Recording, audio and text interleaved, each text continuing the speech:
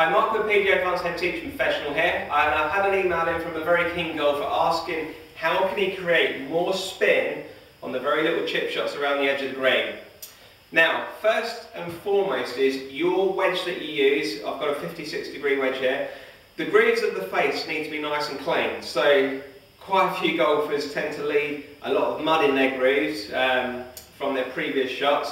So try and get into the habit of making sure that the grooves are nice and clean, and try and make sure that you've got a spin milled face wedge as well, because with the spin mill effect it basically adds tiny little grooves along with the large grooves, and that's going to create more spin for you.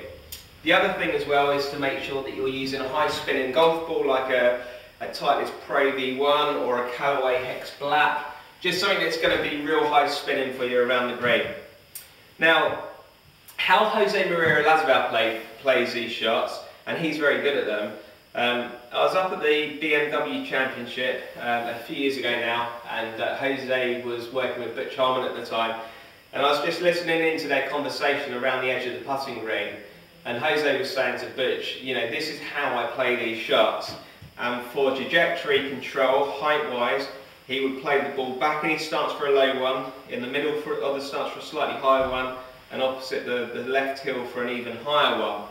But what got Jose the real sort of high spinning shots where it bounces a couple of times and then grabs was how he accelerated into the chip. Now, a lot of people will play their chip shots where their hands and their club head will move at the same speed. And the problem with that is you're not really going to generate a lot of spin just by going at this kind of speed around the edge of the green. Now, what Jose does, as he swings into it, he doesn't let the club head flick past his hands, but what he concentrates on is, as he swings into the ball, he concentrates on getting his hands past his left thigh very, very fast, leaving the club head trailing the hands. And that's how he plays these sort of high spinning little chip shots. So you're not decelerating on the ball, you're actually throwing your hands past the thigh and then you're stopping quite quick.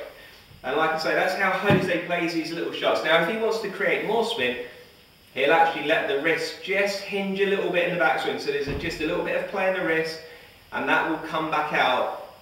And again, he'll have the same effect of the hands stopping very, very fast once they get past the left thigh. So I'll go ahead and play one for you.